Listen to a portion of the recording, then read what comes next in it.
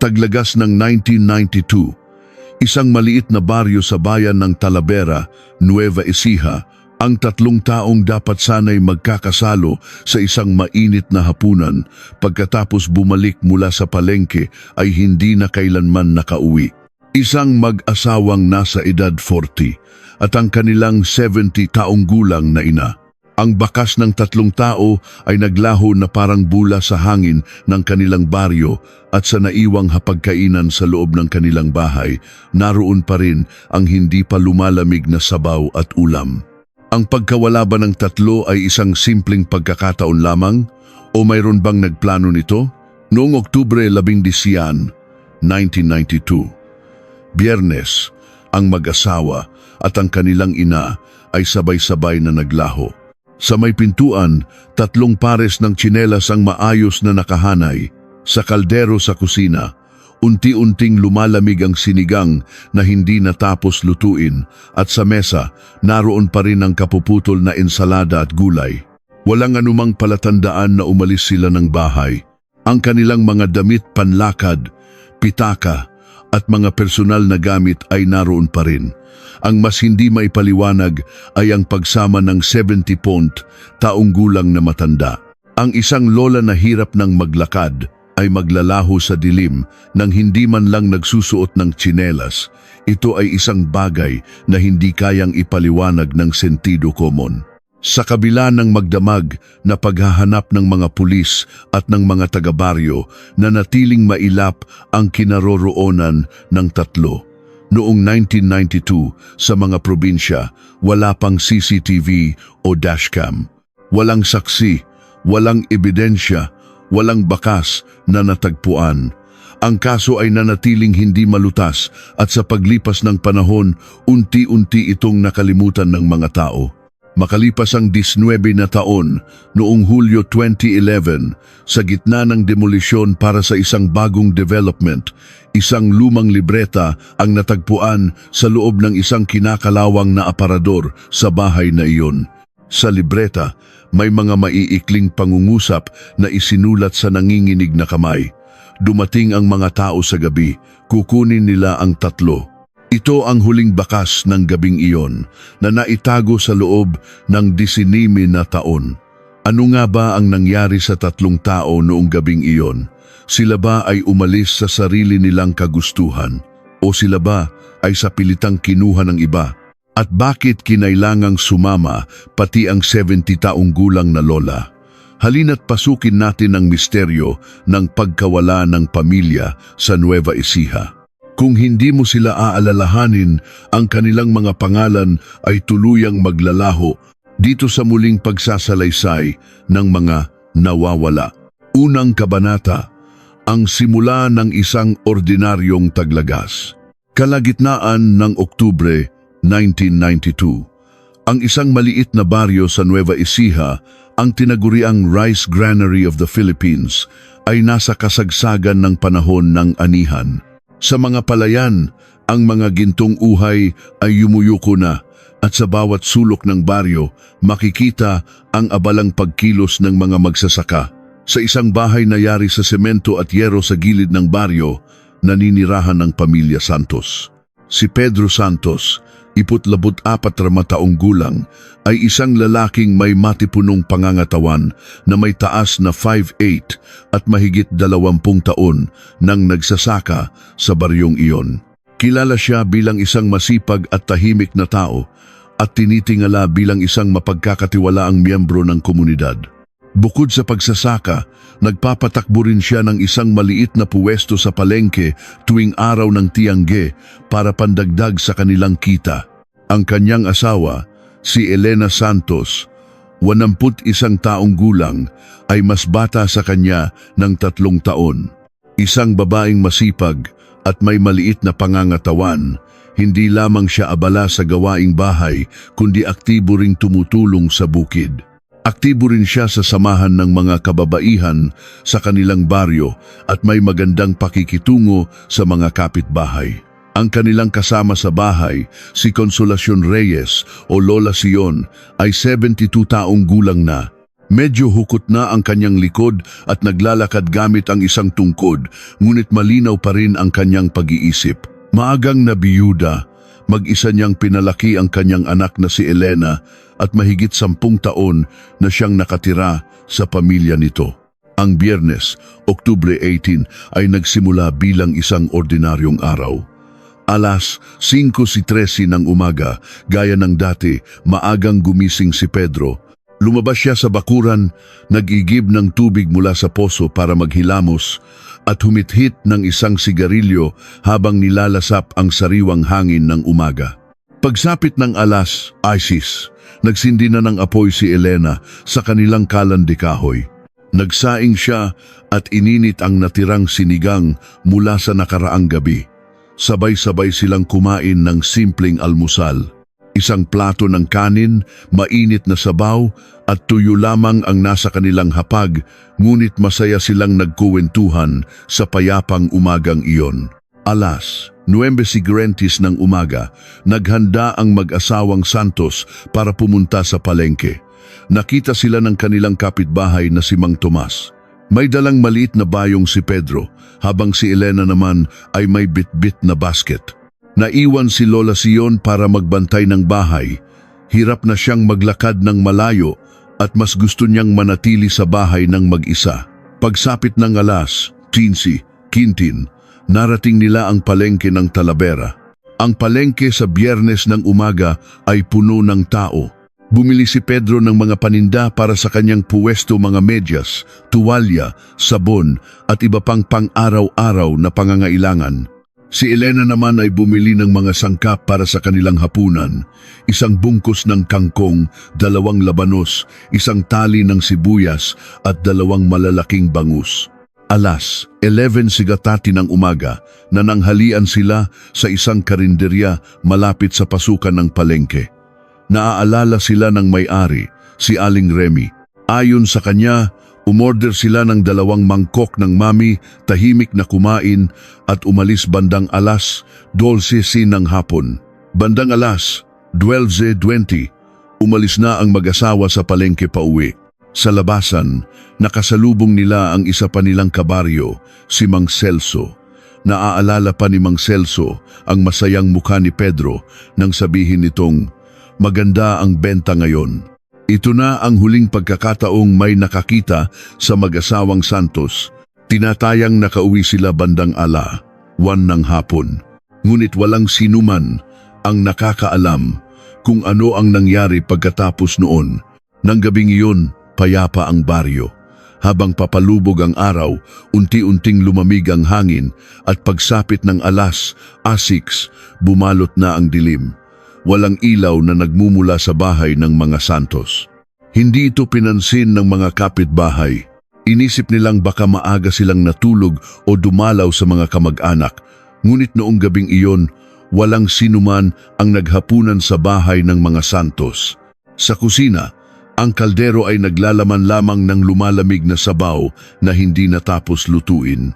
Kinabukasan, hanggang sa pagbubukang liwayway, hindi pa rin sila bumabalik. Ikalawang kabanata, ang pagtuklas. Oktubre 20, Sabado. Alas 7 ng umaga, lumabas ang kapitbahay na si Mang Tomas para mag-igib ng tubig sa kanyang bakuran, gaya ng dati. Nang tumingin siya sa direksyon ng bahay ni Pedro, nakaramdam siya ng kakaiba. Ang tsimeneya na laging umuusok tuwing madaling araw ay tahimik. Ang kanilang tarangkahan ay nakasara pa rin tulad ng kagabi at walang bakas ng sinuman sa bakuran. Pagsapit ng alas 9, kinatok ni Mang Tomas ang pinto ng mga Santos. Ilang beses siyang tumawag, ngunit tahimik ang loob ng bahay. Dahil sa kaba, umakyat siya sa bakod at pumasok sa bakuran. Nang buksan niya ang pintuan, isang kakaibang tanawin ang bumungad sa kanya. Ang kaldero sa kusina ay may lamang sabaw na malamig na. May namumuong puting sebo sa ibabaw nito, amoy sinigang. Mukhang mahigit 10 oras na ang nakalipas mula ng patayin ng apoy. Sa hapagkainan, mas lalong kakaiba ang sitwasyon. May ilang piraso ng hiniwang kamatis at sibuyas at isang platito ng ginisang gulay ang naroon pa rin. 3 pares ng kubyertos ang maayos na nakalagay sa mesa, para bang huminto sila sa kalagitnaan ng paghahanda para sa hapunan. Nang suriin ni Mang Tomas ang mga tsinelas sa may pintuan, nanindig ang kanyang balahibo, ang itim na tsinelas ni Pedro, ang asul na tsinelas ni Elena, at ang lumat kulay kaping tsinelas ni Lola Sion. Lahat ng 3 pares ay maayos na nakahanay. Silang 3 ay umalis ng bahay nang hindi nagsusuot ng sapin sa paa. Sa silid tulugan, nakatupi ang kumot at maayos ang aparador. Sa ibabaw ng mesa sa sala, naroon pa rin ang pitaka ni Pedro. Sa loob nito, may 5 piraso ng 100 piso at ilang barya. Ang kanyang sedula at passbook ng bangko ay nasa bahay din. Alas 9 ng umaga, tumakbo si Mang Tomas sa kapitan ng baryo, si Kapitan Jun, para ipaalam ang sitwasyon. Agad na pumunta si Kapitan Jun sa bahay ng mga Santos. Pagpasok niya, hindi niya maitago ang pagkabigla. Sa mahigit 30 taon niya sa baryong iyon, ngayon lang siya nakasaksi ng ganito. Tinanong ng kapitan ang mga nagkumpulang residente kung may nakita silang kakaiba kagabi. Karamihan ay umiling. Maaga raw silang natulog at walang narinig na kakaibang ingay o nakitang ilaw. Ngunit ang kapitbahay na si Aling Pasing ay may isang interesanting sinabi. Noong mga alas 8 daw ng gabi, may narinig siyang mga boses mula sa katabing bahay, ngunit agad ding tumahimik kaya hindi niya pinansin. Alas 11 si Sigatrilla, tumawag na si Kapitan Jun sa himpilan ng pulisya ng Talavera. Bago magtanghali, 2 pulis ang dumating, si Inspector David Reyes at si Sargento Marco Cruz. Maingat na sinuri ni Inspector Reyes ang loob ng bahay. Sa kanyang 20 taong karanasan bilang investigador, ngayon lang siya nakatagpo ng ganitong kaso. Walang bakas ng sapilitang pagpasok. Napakaayos ng bahay at walang nabasag o nagkalat na gamit. Ang pinakanapansin niya ay ang sitwasyon sa kusina. Nang suriin niya ang sabaw sa kaldero, napakunot noo siya. Tinatayang 12 hanggang 15 oras na ang nakalipas mula nang patayin ang apoy. Kung gayon, ang 3 ay umalis ng bahay sa pagitan ng alas 6 at alas 8 ng gabi.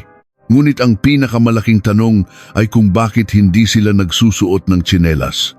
Ang temperatura noong kalagitnaan ng Oktubre ay nasa 20 degrees Celsius. Masyadong malamig para lumabas ng nakayapak, lalo na kung kasama ang isang 70 taong gulang na lola. Alas 2 ng hapon, nagsimula ang formal na paghahanap. Mahigit 30 residente ang voluntaryong sumama.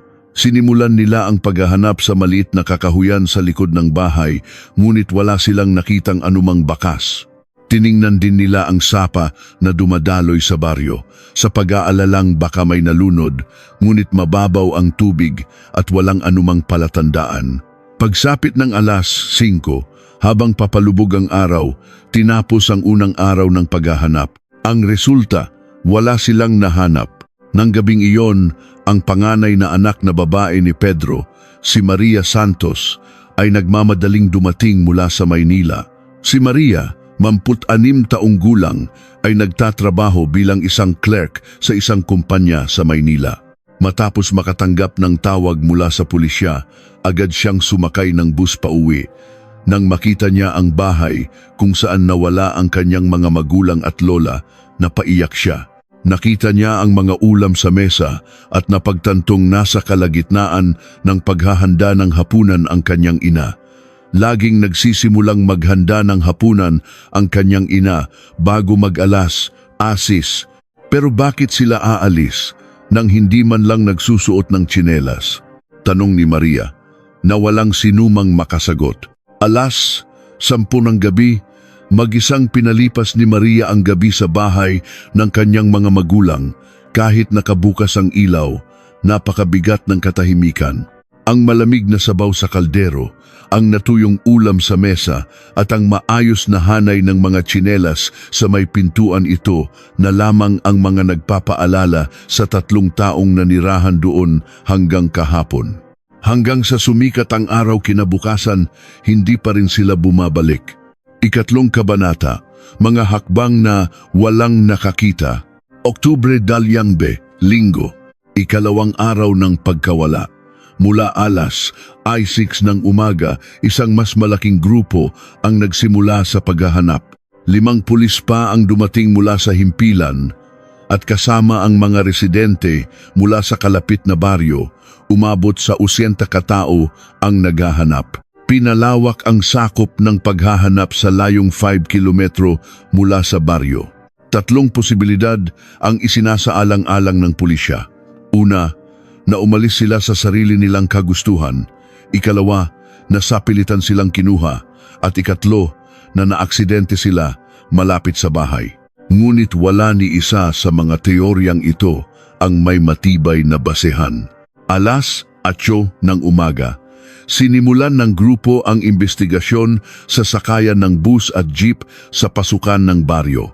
Ayon sa tsuper ng bus na si Mang Kiko, naaalala niya ang mga pasaherong sumakay noong Biyernes ng gabi, ngunit hindi niya nakita ang pamilya Santos. Mahigit 10 taon na niyang binabaybay ang rutang iyon. Sigurado raw siyang mapapansin niya sila, lalo na't may kasamang 70 taong gulang na lola. Pagsapit ng alas, nagtungo ang grupo sa isang maliit na dam sa gilid ng baryo. 3 bumbero ang gumamit ng bangkang goma para galugarin ito, ngunit wala silang nakitang anumang palatandaan. Pagtanghali, sandaling nagpahinga ang mga naghahanap. Kumuha pa ng mga pahayag si Inspector Reyes mula sa mga residente. Ilan sa kanila ang nakarinig ng tunog ng sasakyan malapit sa bahay ng mga Santos noong Biyernes ng gabi, ngunit walang nakakaalala sa eksaktong oras o uri ng sasakyan. Si Mang Tonyo, na nakatira sa tapat ng bahay ng mga Santos, ay nagbigay ng isang mahalagang testimonya. Noong mga alas 8 daw ng gabi, may nakita siyang saglit na liwanag mula sa loob ng bahay. Mukha raw itong flashlight na parabang may isang taong gumagalaw sa loob na may hawak nito. Kapansin-pansin ang testimonya na ito. Alas 8 ng gabi ay madilim na. Kung may tao sa loob, bakit hindi nila binuksan ang dekuryenteng ilaw at flashlight ang ginamit? Alas 2 ng hapon, sinimulan ng pulisya na kausapin ang mga kamag-anak ng pamilya Santos. Sa pamamagitan ng telepono, kinumpirma ng mga kapatid ni Pedro na wala silang kontak sa kanya mula noong ika-10. Ang kapatid ni Elena, si Aling Lita, ay nagbigay ng isang impormasyon.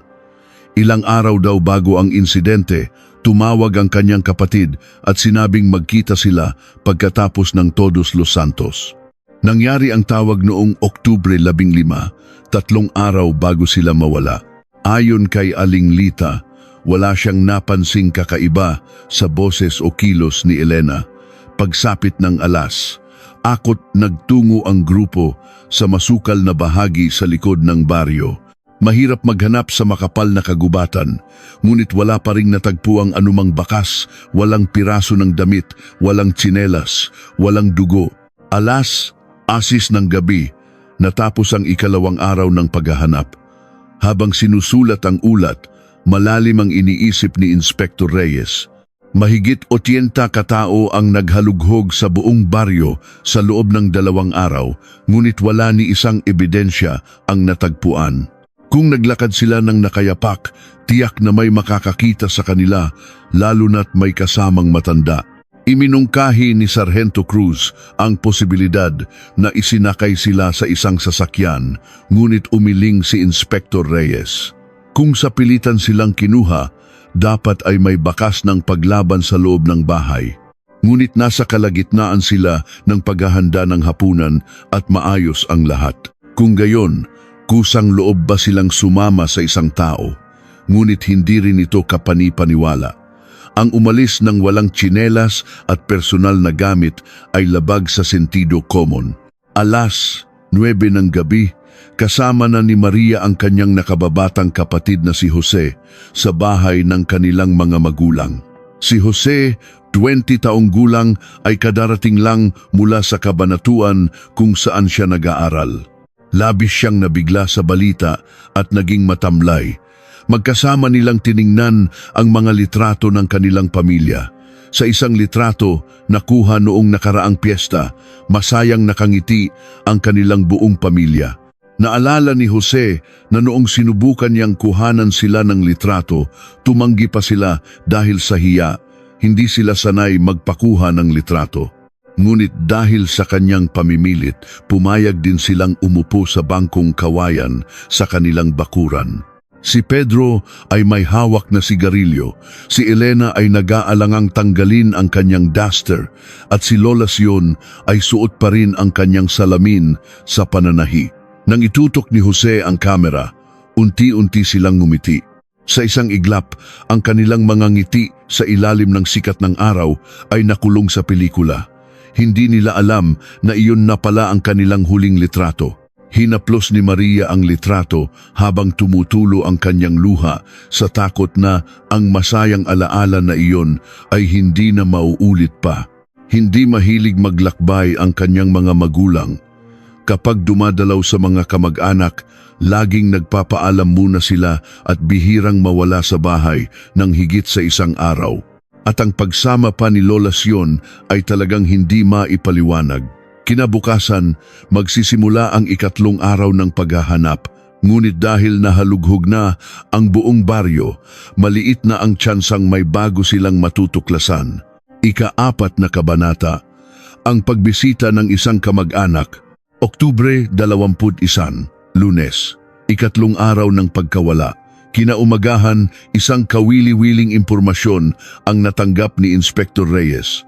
Isang residente ang nakakita raw sa isang hindi kilalang lalaki na pumunta sa bahay ng mga Santos noong ika-18 nalin. Ang nagbigay alam ay si Aling Nena, ang may-ari ng isang maliit na sari-sari store sa bungad ng baryo. Pagsapit ng alas 9, pinuntahan ni Inspector Reyes ang tindahan. Ayon kay Aling Nena, noong mga alas 3 ng hapon ng ika-18, may nakita siyang isang lalaking nasa edad 40 na naglalakad papunta sa bahay ng mga Santos. Matangkad daw ito, payat, nakasuot ng itim na jacket at baseball cap. Nakayuko ang sombrero kaya hindi niya namukhaan ng mabuti, ngunit sigurado siyang hindi ito taga roon. Nakita pa raw niya itong pumasok sa bakuran ng mga Santos. Agad na tinawagan ni Inspector Reyes si Maria, ngunit sinabi ni Maria na wala siyang alam na may bibisita noong araw na iyon. Laging nagsasabi raw ang kanyang ama kung may darating, ngunit wala itong nabanggit noong ika-10 na ba. Nagtanong pa si Inspector Reyes sa ibang residente. Si Aling Susan, na 3 bahay lang ang layo, ay may mas detalyadong kuwento. Noong mga alas 3:30 ng hapon, nakita raw niya ang lalaki na kausap si Pedro sa bakuran. Mukha raw silang normal na nag-uusap at hindi nag-aaway. Hindi raw tumagal ng 30 minuto ang kanilang pag-uusap. 1 ng hapon, muling tinawagan ni Inspector Reyes ang mga kapatid ni Pedro. Sinabi ng panganay na kapatid na si Kuya Lito na hindi siya bumisita noong ika-10. Nasa trabaho raw siya sa kabanatuan. Ngunit nabanggit ni Kuya Lito na may ibang kamag-anak na nagsabing bibisitahin si Pedro, ang kanilang pinsan na si Rico Santos. Si Rico ay anak ng kanilang tiyuhin at mas bata ng 2 taon kay Pedro. Agad na kinuha ni Inspector Reyes ang contact number ni Rico. Alas 3 ng hapon, tinawagan ni Inspector Reyes si Rico. Inamin ni Rico na dumaan siya sa bahay ni Pedro noong Biyernes ng hapon. Dumating daw siya ng mga alas 3 sa salina mga alas 4. Tumutugma ito sa testimonya ng mga kapitbahay. Napadaan lang daw siya sa Nueva Ecija para sa negosyo at naisipang bisitahin ang kanyang pinsan. Wala raw silang importanteng pinag-usapan, nangamusta lang at nagkape. Lumabas lang daw si Elena mula sa kusina para bumati at hindi niya nakita ang ina nito. Mukha raw normal si Pedro, malusog at walang anumang problema. Nagtanong pa ng ilang beses si Inspector Reyes, ngunit pare-pareho ang sagot ni Rico. Isa lang daw itong ordinaryong pagbisita. Pagkababa ng telepono, nakaramdam si Inspector Reyes ng pagdududa. Walang mali sa sinabi ni Rico, ngunit nakakabagabag na siya ang huling taong nakakita kay Pedro noong araw na iyon. Alas 5 ng hapon, nagtungo sina Inspector Reyes at Sargento Cruz sa Pampanga. Nais nilang personal na makausap si Rico. Alas 7 ng gabi, narating nila ang isang subdivision sa Angeles, Pampanga. Magalang silang pinapasok ni Rico. Si Rico, ika-42 taong gulang, ay may taas na 5'10" at payat ang katawan na tumutugma sa deskripsyon ni Aling Nena. Tinanong ni Inspector Reyes ang relasyon nila ni Pedro. Nagkikita raw sila mga 3 o 4 na beses sa isang taon, karaniwan tuwing Pasko o may okasyon sa pamilya. Ang dahilan daw ng pagpunta niya sa Nueva Ecija ay para maghanap ng supplier ng construction materials. Nang tanungin ang kanyang mga ginawa noong ika-18, detalyado niyang sinabi, umalis daw siya ng Pampanga ng alas 9 ng umaga, dumating sa Nueva Ecija ng tanghali, nananghalian, pinuntahan ng supplier at nagtungo sa bahay ni Pedro ng mga alas 3. Nang tanungin ni Inspector Reyes kung ano ang pinag-usapan nila, sinabi niyang mga ordinaryong bagay lang tulad ng negosyo at pagsasaka. Ngunit nang usisain tungkol sa pera, sandaling natigilan si Rico. At sa kanya inamin na nangangailangan siya ng puhunan sa negosyo at sinubukan niyang manghiram sa kanyang pinsan. Humihiram daw siya ng 50,000 pesos, ngunit sinabi ni Pedro na wala siyang sapat na pera sa ngayon, kaya umuwi na lang siya. Sabi ni Rico, hindi siya nagtanim ng sama ng loob dahil naiintindihan niya ang sitwasyon ng kanyang pinsan. Nang tanungin kung ano ang ekspresyon ni Pedro nang umalis siya, sinabi niyang normal lang daw ito, humingi pa ng paumanhin at nangakong tutulong kapag lumuwag na. Pagkaalis daw niya sa bahay ni Pedro, dumiretso na siya pauwi sa Pampanga. Dumating daw siya ng mga alas 5 ng hapon at nasa bahay ang kanyang asawa. Nang kausapin ang asawa ni Rico, kinumpirma nitong umuwi nga ang kanyang misteryo ng mga alas 5. Sa usapin ng oras, posible ang kanyang sinasabi. Ang biyahe mula Nueva Ecija hanggang Pampanga ay halos 1 oras lang. Alas 10 ng gabi, pabalik na sa Nueva Ecija si Inspector Reyes. Habang nasa sasakyan, sinabi ni Sargento Cruz na parang may itinatago si Rico. Sumagot si Inspector Reyes na totoo sigurong nanghiram siya ng pera at nabigo, ngunit hindi sapat na motibo iyon para saktan ang 3 tao. Ngunit iginiit ng sarhento na kahina-hinala pa rin na siya ang huling nakakita kay Pedro. Sabi ni Inspector Reyes, may alibi si Rico at hindi malinaw ang motibo. Kailangan siyang bantayan, ngunit sa ngayon hindi pa siya maaaring ituring na suspek. Nang gabing iyon, habang sinusulat ang ulat, pabulong na sinabi ni Inspector Reyes, alas 4 ng hapon, umalis si Rico. Alas 6, nagsimula ang paghahanda ng hapunan. Alas 8, nawala ang 3. Ano ang nangyari sa loob ng 4 na oras na iyon? Ang sagot ay nananatiling isang malaking misteryo. Ika-5 kabanata, ang mga panahong lumipas. Oktubre 22, Martes. Ika-4 na araw ng pagkawala. Mula sa araw na ito, unti-unting nabawasan ang bilang ng mga naghahanap. Ang mga residente ay kailangan nang bumalik sa kanilang mga trabaho at ang mga pulis ay may iba pang mga kasong kailangang asikasuhin. Ang grupo ay naging 20 katao na lamang. Nagpasya si Inspector Reyes na baguhin ang direksyon ng investigasyon. Sa halip na pisikal na paghahanap, magpopokus sila sa pag-iimbestiga sa mga taong malapit sa pamilya at sa pagsusuri ng mga ebidensya. Alas 10 ng umaga, sinuri niya ang kalagayang pinansyal ni Pedro. Pumunta siya sa isang bangko sa bayan at tiningnan ang bank records ni Pedro. Walang kahina-hinalang transaksyon. Tanging ang regular na kita mula sa pagbebenta ng ani at mga gastusin sa araw-araw ang nakatala. May 3,000 pesos na na-withdraw noong Oktubre 15, ngunit ito ay para sa panggastos. Wala siyang utang. Sa katunayan, may 20,000 pa siyang ipon. Hindi mukhang may problema siya sa pera. Alas, ng hapon, inalam ni Inspector Reyes ang tungkol sa maliit na negosyo ni Pedro sa palengke. Kinausap niya ang mga negosyanteng nakikipagtransaksyon kay Pedro. Lahat sila ay nagsabing si Pedro ay isang masipag at tapat na tao. Ang may-ari ng pinagkukunan niya ng paninda ay nagsabing mahigit 10 taon na silang magkakilala at laging nasa oras magbayad si Pedro. Wala raw itong nabanggit na anumang problema kamakailan. Nagpatuloy ang investigasyon, ngunit walang bagong ebidensya ang lumabas. Lumipas ang 1 linggo, 1 buwan, ngunit nanatiling mailap ang kinaroroonan ng 3. Pagsapit ng kalagitnaan ng Nobyembre, opisyal nang itinigil ng pulisya ang paghahanap. Pagkatapos ng mahigit 1 buwan, wala silang natagpuang kahit isang ebidensya. Inilagay ni Inspector Reyes ang kaso sa listahan ng mga long-term unsolved cases.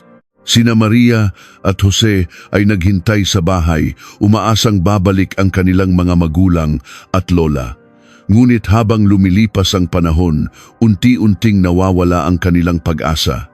Noong Enero 1993, umalis si Maria sa kanyang trabaho at bumalik sa probinsya. Si Jose naman ay huminto sa pag-aaral. Magkasama silang nanirahan sa bahay ng kanilang mga magulang, naghihintay. Ngunit malupit ang realidad. Kailangan nilang mabuhay at may kailangang mag-asikaso sa bukid. Si Maria ang pumalit sa mga gawain ng kanyang ina at si Jose naman ay nagsimulang mag-aral kung paano magsaka. Nang una niyang hawakan ang araro, para niyang naramdaman ang mga kamay ng kanyang ama. Ang hawakan nito ay makinis na dahil sa pawis ng kanyang ama sa habang panahon. Si Maria naman ay nagsuot ng duster ng kanyang ina at tumayo sa kusina. Sa tuwing magluluto siya ng sinigang, hinahanap-hanap niya ang luto ng kanyang ina. Dumating ang Todos los Santos ng 1993, ang unang malaking okasyon mula nang sila ay mawala. Habang naghahanda ng pagkain si Maria para sa kanilang munting salusalo, natigilan siya. Hindi niya alam kung 5 plato ba ang ilalagay niya o 2 na lang. Sa huli, 5 plato ang inilagay ng magkapatid.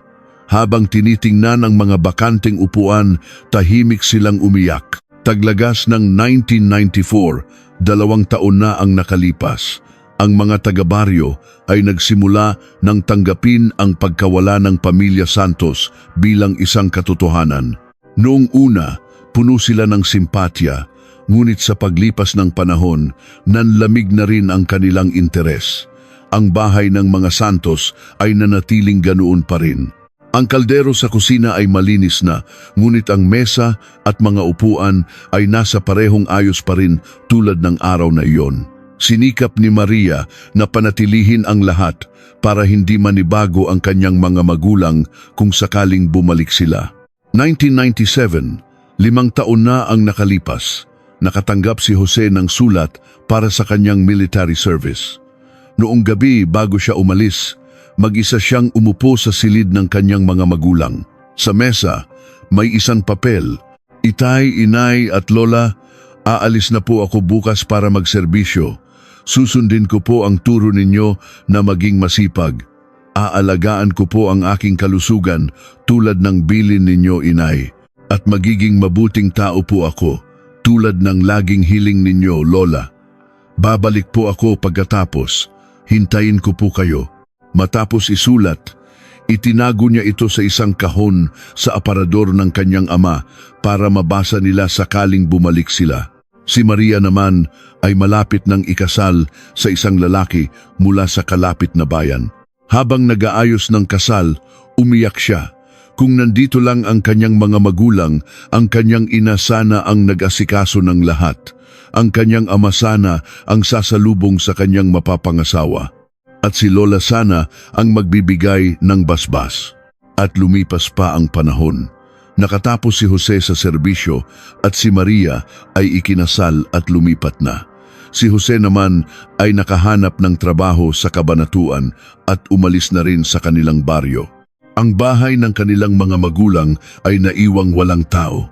Tanging tuwing Pasko o may okasyon lang sila bumabalik para linisin ito. At lumipas pa ang mga taon, 2002, 2005, nagsimulang umunlad ang lugar. Ang mga baryo ay isa-isang ginawang lugar para sa mga bagong development at ang mga lumang bahay ay giniba. Ang baryo kung saan nakatira ang mga Santos ay napili rin, ngunit naantala ang proyekto dahil sa problema sa pagmamay-ari. Ang legal na katayuan ng mga nawawalang sina Pedro, Elena at Lola Sion ay komplikado. 2005, 13 taon na ang nakalipas. Nag-file si Maria sa korte para sa presumptive death. Kinailangan na ito para maayos ang mga legal na usapin. Sa proseso sa korte, muling nabuksan ang kaso ng 1992. Sa harap ng hukom, nanginginig na sinabi ni Maria, 13 taon na po kaming naghintay, pero hindi na po sila bumalik. Pero sa puso ko, naghihintay pa rin ako. Umaasa na isang araw, bubuksan nila ang pinto. Tahimik ang korte, ngunit malamig ang batas. Walang bagong ebidensya o testimonya ang lumabas. Noong Marso 2006, idineklara ng korte ang presumptive death ni na Pedro, Elena at Lola Sion. Legal na silang itinuring na pumanaw na. 2010, 20 taon na ang nakalipas. Ang baryo kung saan nakatira ang mga Santos ay tuluyan ng nagbago. Maraming residente na ang lumipat at puro bakanting bahay na lang ang natira. Matagal nang putol ang kuryente at tubig sa bahay ng mga Santos. Puno na ng damo ang bakuran at may mga sirang yero na sa bubong. Minsan, binibisita ni Maria ang bahay. Ito na lang ang huling lugar kung saan nananatili ang alaala ng kanyang mga magulang. Isang araw, sa huling pagkakataon, dahan-dahan niyang nilakad ang loob ng bahay. Tumayo siya sa kusina kung saan nagluluto ang kanyang ina. Ang kaldero ay kinakalawang na. Pumasok siya sa silid tulugan kung saan nagbabasa ng dyaryo ang kanyang ama at sa maliit na silid kung saan laging nananahi ang kanyang lola. Matagal na nakatayo si Maria sa loob ng bahay na iyon habang unti-unti itong bumibigay sa bigat ng panahon. 2011, Tagsibol, nagsimula na ang demolisyon. Ang mga lumang bahay na 19 na taong nakatiwangwang ay isa-isa ng giniba. Pumunta si Maria sa araw ng demolisyon ng kanilang bahay. Sa edad na 44, isa na siyang ginang. Sa loob ng 19 na taon, naghintay siya, ngunit hindi na sila bumalik. Umiyak siya habang pinapanood ang pagguho ng bahay, ang huling espasyo kung saan nabuhay ang kanyang mga magulang. Nagsimulang sirain ng backhoe ang mga pader. Bumagsak ang mga yero, nabali ang mga haligi, at umalimbukad ang alikabok. Bigla, isang trabahador ang may napansin at itinigil ang makina. Ika-6 na kabanata, ang lihim sa loob ng aparador. Hulyo 25, 2011, Biyernes, sa gitna ng demolisyon, bandang alas 11 ng umaga, isang trabahador ang nag-aalis ng mga gamit sa silid tulugan nang makita niya ang isang lumang aparador. Yari ito sa kahoy at sa sobrang luma, hindi na may sara ng maayos ang pinto nito. Nang subukan niyang ilipat ang aparador, may nakita siya sa loob ng isang drawer, isang maliit na libreta na nakabalot sa plastik. Lumapit ang kanilang foreman, maingat niyang binuksan ang plastik at nakita ang isang kupas na libreta, kulay kape na ang pabalat at medyo kulubot ang mga pahina dahil sa halumigmig, ngunit nababasa pa rin ang mga sulat. Sa unang pahina, nakasulat ang petsa, Oktubre 18, 1992. Agad na itinigil ng foreman ang trabaho at tinawagan si Maria. Pagdating ni Maria, maingat na iniabot sa kanya ang libreta. Nanginginig ang kanyang mga kamay. Nang buklatin niya ito, nakilala niya ang sulat kamay ng kanyang lola. Ang sulat na iyon, na huli niyang nakita sa mga liham noong bata pa siya, ay muling nasa harap niya pagkatapos ng 20 na taon. Binasa niya ang unang pahina, Oktubre 11, 1992. Ikalawang pahina, 5-nin, N.H. Dumalaw si Rico. Malungkot ang mukha ni Pedro. Bumilis ang tibok ng puso ni Maria. Itinatala pala ng kanyang lola ang mga nangyari noong araw na iyon. Ikatlong pahina, Bitungtung G. May tunog ng sasakyan sa labas. May kumakatok sa pinto. Ikaapat na pahina, ang mga taong dumating sa gabi. Ikalimang pahina, kukunin nila ang tatlo. At ang huling pahina, nakakatakot, pautal-utal at magulo ang pagkakasulat na parabang isinulat sa gitna ng matinding takot. Napaupo si Maria sa lupa. Ang mga huling sandali ng kanyang lola ay nasa libretang iyon. Alam ng kanyang lola na may masamang mangyayari, ngunit hindi na niya natapos isulat ang lahat. Niyakap ni Maria ang libreta at humagulgol. Pagkatapos ng 19 na taon, muli niyang narinig ang tinig ng kanyang lola. 2:00 ng hapon, dinala ang libreta sa himpilan ng pulisya. Ang bagong investigador na humawak sa kaso ay si Inspektor Leo Garcia. Kinuha niya ang lumang file ng kaso at sinuri. May mga bahagi sa libreta na tumutugma sa mga naunang investigasyon. Ipinadala niya ang libreta sa crime lab. Makalipas ang 1 linggo, lumabas ang resulta. Kinumpirmang sulat kamay nga iyon ni Lola Sion. Ang papel at tinta ay mula sa unang bahagi ng 1990s. Hindi ito peke. Ang huling salita, nakakatakot, ay mas madiin ang pagkakasulat. Ayon sa eksperto, isinulat ito sa ilalim ng matinding takot. Agad na ipinahanap ni Inspektor Garcia si Rico Santos. Sa edad na 51, nakatira pa rin siya sa Pampanga at nagpapatuloy sa kanyang negosyo. Noong Hulyo 21, ipinatawag si Rico bilang isang person of interest. 3:00 ng hapon sa interrogation room, ipinakita sa kanya ang libreta. Biglang nagbago ang kulay ng kanyang mukha. Namutla siya, nanginginig ang mga kamay, at umiiwas ng tingin. Hindi ito pinalagpas ng inspektor. Ayon sa kanyang naunang pahayag, umalis siya ng 4:00. Ngunit sa libreta, nakasulat na 5:00 siya umalis. Sinabi niyang hindi na niya matandaan ng mabuti dahil 19 na taon na ang nakalipas. Nang tanungin kung sino ang dumating ng 7:00, sinabi niyang hindi niya alam. Paulit-ulit niyang sinabing wala siyang alam sa mga sumunod na pangyayari. Pagkatapos ng 4 na oras, wala pa ring pag-amin. Wala nang basehan para pigilan si Rico. Ang laman ng libreta ay hindi sapat para patunayan ang isang krimen. Gabi na, muling sinuri ni Inspektor Garcia ang mga tala. Kung pagbabatayan ng libreta, ganito ang nangyari. 5:00 ng hapon, umalis si Rico. Malungkot si Pedro. 6:00, nagsimulang maghanda ng hapunan si Elena. 7:00, may dumating na sasakyan at may kumatok. Pagkatapos ng 7:00, nagmamadaling nagsulat si Lola Sion at bandang 8:00, nawala silang tatlo. Ang pinakamalaking tanong, sino ang dumating ng 7:00? Posibleng si Rico, ngunit itinanggi niya ito. Kung gayon, sino? Muling binasa ng inspektor ang mga testimonya noong 1992. Si Mang Tomas ay may narinig na boses ng mga 8:00. Si Mang Tonyo ay may nakitang ilaw ng flashlight. Kung pagdudugtungin ang mga ito sa libreta, lumalabas na may dumating ng 7:00.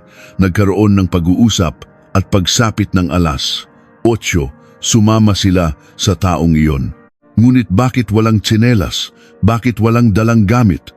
Isang teorya ang nabuo sa isip ng inspektor, isang biglaang sitwasyon, isang sitwasyon kung saan napilitan silang umalis. Ngunit kung may pamimilit, dapat may narinig na sigaw o gulo ang mga kapitbahay. Dahil sa libreta, ang 9 na taong kaso ay muling bumalik sa isang malaking palaisipan. 7 kabanata, ang debate. Hulyo 25, 2011. Ang balita tungkol sa libreta ay lumabas sa mga lokal na pahayagan. Dahil sa paglitaw ng ebidensya, pagkatapos ng 19 na taon, naging malaki ang interes ng publiko. Ang mga salitang kukunin nila ang tatlo ay naging usap-usapan. May mga nagsabing ito ay patunay ng isang krimen na sapilitan silang kinuha, ngunit may mga nag-aalinlangan din. Masyado raw malabo ang nilalaman ng libreta para maging matibay na ebidensya. Hulyo 28, nagpatawag ng press conference ang pulisya. Inihayag ni Inspektor Garcia na ang libreta ay tunay, ngunit hindi pa nila masasabi kung may krimeng naganap. Hindi raw sapat ang nilalaman nito para malaman kung sino, bakit at paano kinuha ang tatlo. Sinabi rin niyang inimbestigahan si Rico, ngunit walang sapat na ebidensya laban sa kanya. Nagpatuloy ang debate. Para kay Maria, iyon na ang huling testimonya ng kanyang lola. Ngunit para sa pulisya, hindi nila matiyak kung ang nakasulat ay katotohanan o interpretasyon lang ni Lola Sion. Noong unang bahagi ng Agosto, muling binuksan ang investigasyon para hanapin ang mga taong dumating sa gabi. Muling in-interview ang lahat ng may kaugnayan kay Pedro, kamag-anak, kaibigan, kanegosyo. Ngunit walang umamin na bumisita noong gabing iyon. Muling sinuri ang alibi ni Rico, ngunit dahil pumanaw na ang kanyang asawa 5 taon na ang nakalipas, hindi na ito mapatunayan. Sinuri rin ang mga posibleng may utang kay Pedro, ngunit wala silang natagpuan. Kalagitnaan ng Agosto, mas masusing sinuri ng mga eksperto ang sulat kamay. Ang huling salita, nakakatakot, ay isinulat sa nanginginig na kamay na nagpapahiwatig ng matinding takot. Nangangahulugan itong totoong may panganib na naramdaman si Lola Sion. Ngunit bakit niya itinago ang libreta sa ilalim ng aparador? Ayon sa eksperto, posibleng isa itong desperadong pagtatangka na mag-iwan ng ebidensya nang hindi nahuhuli ng mga bisita. Setyembre, inilabas ng pulisya ang kanilang pinal na ulat. Sa kabila ng muling pagbubukas ng kaso, wala silang natagpuang bagong ebidensya. Ang kaso ay mananatiling hindi malulutas. Nahati ang opinyon ng publiko. May mga bumatikos sa pulisya sa di umano'y kakulangan ng pagsisikap. Ngunit mayroon ding mga nakaintindi na napakahirap ng lutasin ang isang kaso pagkatapos ng 19 na taon. Labis na nadismaya si Maria. Pagkatapos ng 19 na taon, wala pa ring kasagutan. Ang mga tanong na iniwan ng libreta ay mas marami pa kaysa sa mga sagot. Sino ang mga dumating sa gabi? Ano ang ibig sabihin ng kukunin nila ang tatlo? Bakit natakot si Lola Sion? At higit sa lahat, nasaan na sina Pedro, Elena at Lola Sion? Ika-8 kabanata, ang mga naiwang tanong. Oktubre 11, 2011, ika-19 anibersaryo ng pagkawala. Nagdaos ng isang misa sina Maria at Jose para sa kanilang mga magulang at lola sa isang simbahan sa Talavera. Sa harap, nakahanay ang kanilang mga litrato na may 3 kandilang nakasindi. Sa loob ng 19 na taon, nanatili silang 44, 41 at 72 taong gulang sa alaala. Pagkatapos ng misa, nilapitan ni Inspektor Garcia si Maria at humingi ng paumanhin. Inakala raw niyang malulutas na ang kaso, ngunit mas lalo lang itong naging komplikado. Umiling si Maria. Hindi raw kasalanan ng inspektor. Masyado ng mahabang panahon ang lumipas. Mula noon, wala nang bagong ebidensya ang lumabas. Ang kaso ay muling nalimot ng mga tao. Si Rico Santos ay nagpatuloy sa kanyang buhay, ngunit nagbago na ang tingin sa kanya ng mga tao. Unti-unti siyang umiwas sa pakikisalamuha. 2015, mahigit 20 taon na ang nakalipas. Si Maria ay nasa edad 50 na, isang ordinaryong ina, ngunit sariwa pa rin ang alaala ng kanyang mga magulang. Minsan, napapanaginipan niya sila. Sa panaginip, ang kanyang ina ay nagluluto pa rin ng sinigang. Ang kanyang ama ay nagyoyosi sa bakuran at ang kanyang lola ay nananahi. Pagkagising niya, basa na ng luha ang kanyang unan. Si Jose naman ay nasa 40s na, may sarili ng pamilya, Kapag nagtatanong ang kanyang anak tungkol sa mga lolo't lola nito, hindi niya alam kung paano sasagutin. Sasabihin na lang niyang masipag ang kanyang lolo, maalaga ang kanyang lola, at mabait ang kanyang lola sa tuhod. Ngunit hindi niya masabi kung nasaan na sila. 2020, 2,000 taon na ang nakalipas. Ang baryo ay isa ng modernong lugar. May mga apartment complex na at halos wala ng bakas ng dati nilang pamayanan. Sa lugar kung saan dating nakatayo ang bahay ng mga Santos, may isang convenience store na ngayon. Walang sinuman sa mga taong pumapasok doon ang nakakaalam na 28 taon na ang nakalipas. 3 tao ang naglaho sa lugar na iyon. Minsan, binibisita ni Maria ang lugar. Ipipikit niya ang kanyang mga mata at aalalahanin ang kanyang kabataan. Ngunit ang pagbukas ng pinto ng convenience store ang nagpapabalik sa kanya sa realidad. Ang lahat ng tanong ay nananatiling walang sagot. Sina Pedro, Elena at Lola Sion ay hindi na kailanman nakita. Walang bangkay, walang ulat na buhay sila. Para silang naglaho sa hangin at ang libretang natagpuan pagkatapos ng 19 na taon, sa halip na magbigay ng linaw ay nag-iwan pa ng mas malalim na misteryo. Ang kaso ay nananatiling hindi nalutas. Ang pamilya ay kailangang tanggapin ang mapait na katotohanan. Ang tanging pag-asa na lang nila ay na balang araw malalaman din ng katotohanan. Sa paglipas ng panahon, ang kaso ay unti-unting nakalimutan, ngunit ang sakit at pangungulila ng pamilya ay hindi kailanman naghilom. Hanggang ngayon, tuwing may tumatawag sa telepono, kinakabahan pa rin si Maria, umaasang baka balita na iyon tungkol sa kanyang mga magulang.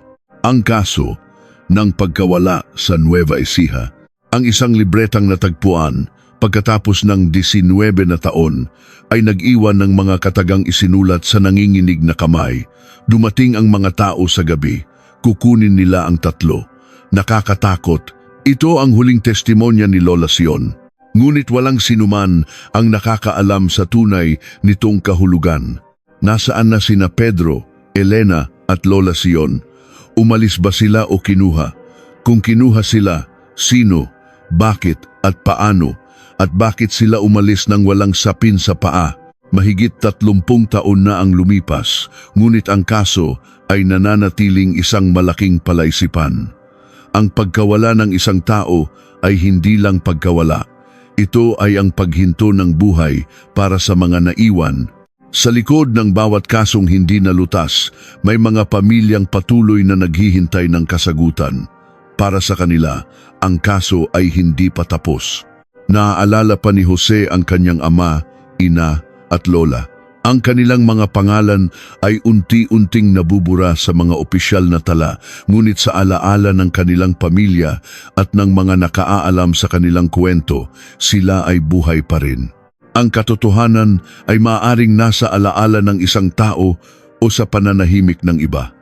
Ang katotohanan sa mga kasong hindi nalutas ay hindi natatagpuan ng panahon, kundi ng ating pag-alala.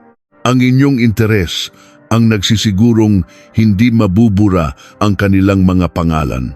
Ang pag-like at pag-subscribe ay ang pinakamabisang paraan upang muling buhayin ang mga nakalimutang kwento. Dito sa muling pagsasalaysay ng mga nawawala. Maraming salamat.